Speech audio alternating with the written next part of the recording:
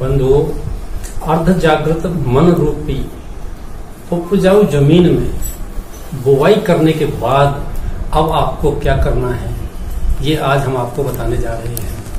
अर्ध जागृत मन में आपने तंदुरुस्ती, रिश्ते और आर्थिक समृद्धि के जो लक्ष्यों के विचारों, मान्यताओं और भावनाओं और शब्दों से जो बुवाई की है, उसके बाद उन बीजों को ईश्वर की कृपा और सहायता तो मिलती ही रहेगी, लेकिन आपको उन्हें अंकुरित करने के लिए 3 प्रकार के जतन करने हैं। नंबर 1, जल सिंचन। जिस प्रकार जमीन में बीज बोने के बाद उसमें अंकुरित करने के लिए पानी का सिंचन किया जाता है, उसी प्रकार अर्ध जागृत मन में जो विचारों रूपी बीज बोए हैं, उनको उगाने के लिए हमें जल सिंचन करना होता है। वो जल सिंचन किस प्रकार होता है? पहले श्रद्धा का पानी देना, दूसरा विश्वास का पानी देना। श्रद्धा का पानी अर्थात वैश्विक सिद्धांत है, उसको याद रखिए आप। वैश्विक सिद्धांतों पर विश्वास करना और अपनी शक्तियों पर विश्वास करना। आसमान में यदि गेंद फेंकी जाती है तो ये गुरुत्वाकर्षण का सिद्धांत है कि वो नीचे आएगी ही आएगी। किसी व्यक्ति का जन्म हुआ है तो उसका मरण होना सुनिश्चित है। ये वैश्विक सिद्धांत हैं। इन सिद्धांतों से कोई उनको पलट नहीं सकता। एक होता है लॉ ऑफ अट्रैक्शन, यानी कि आकर्षण का सिद्धांत।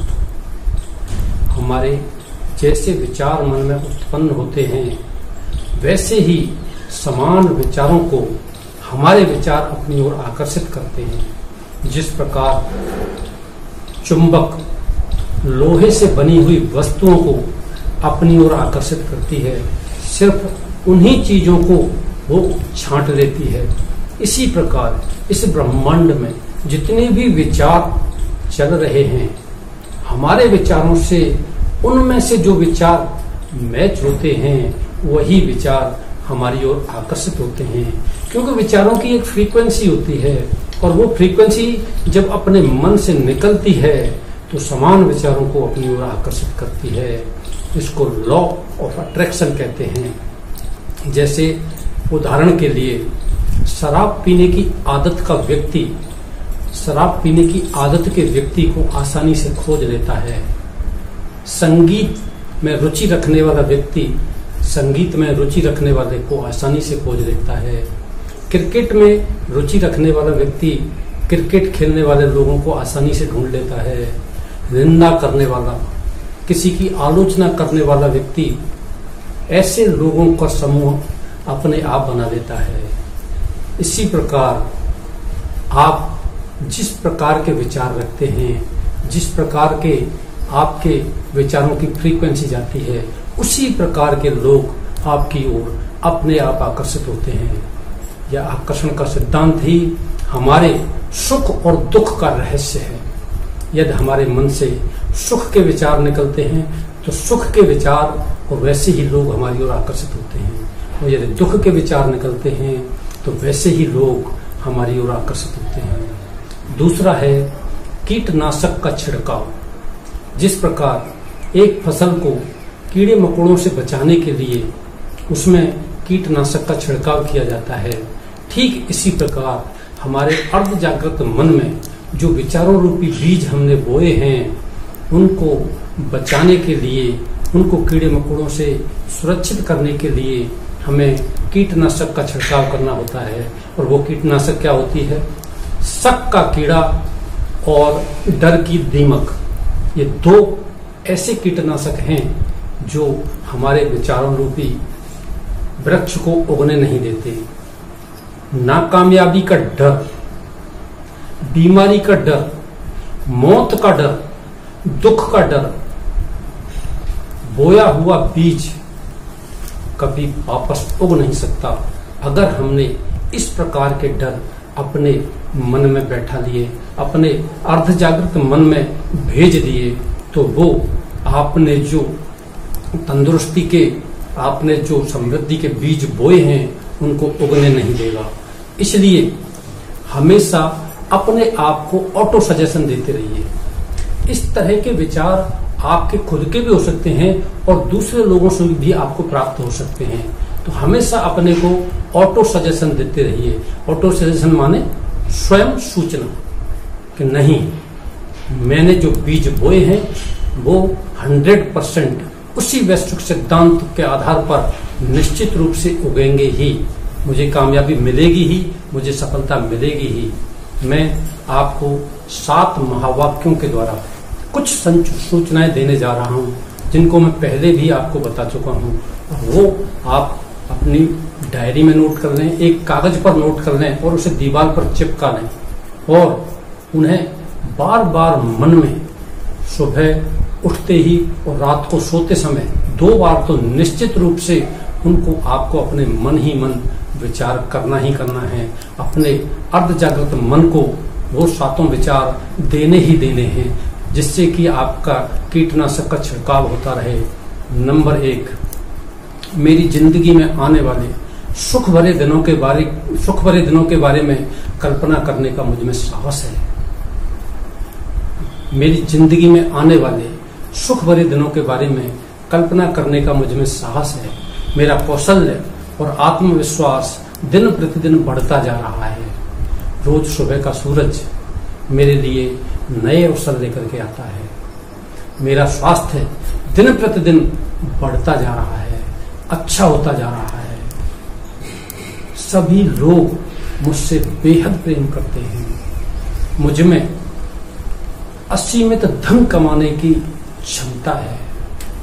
नंबर 7, मेरे अंदर अद्भुत शक्तियों का भंडार है।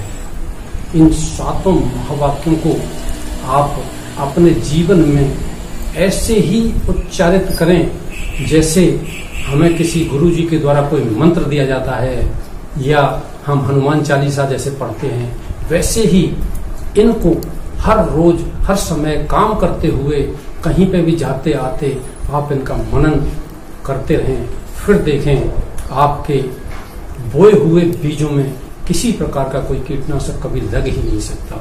तीसरा है निराई करना। निराई का मतलब जब फसल ऊपर उग आती है तो उसके साथ कुछ खरपतवार भी उग आते हैं, तो किसान उनकी निराई करके उनको हटा देता है। इसी प्रकार हमारे मन में जो अनचाहे बीज बुब गए हैं, चाहे वो हमारे विचारों के माध्यम से, चाहे वो दूसरे लोगों के विचारों के माध्यम से जो बुब गए हैं और वो उगे आए हैं, उनको नष्ट करने के लिए हमें निराई करनी है। निराई माना चेक एंड चेंज।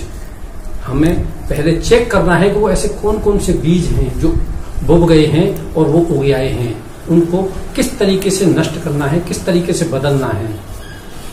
हम तो जैसे इस तरीके के जो वाक्य हैं जो हमारे मन में, हमारे मुंह से कभी बोले भी जाते हैं, मन में घर कर चुके हैं। जैसे हम तो ठहरे छोटे लोग, आप कहाँ और हम कहाँ, मैं मूर्ख खलकामी, मेरी उम्र तुम्हें लग जाए, आदि आदि। इस प्रकार के जो वाक्य जाने अनजाने हमारे मुंह से निकलते रहते हैं, ये बहुत शक्तिशाली होते हैं, उन्हीं सिद्धांतों पर काम करते हैं। इसलिए अपने अर्ध जागृत मन में इस तरह के बीजों को उखाड़ फेंको, इस तरह के पौधों को उखाड़ फेंको, क्योंकि अर्ध जागृत मन बुद्धि नहीं रखता है, वो मजाक भी नहीं समझता है। वो जो बीज उसके अंदर डाल दिया जाता है उसको उगाने का ही काम करता है। बच्चों के मन में हम नकारात्मक बातें डालते रहते हैं, क्योंकि बच्चे का मन कोरा कागज होता है।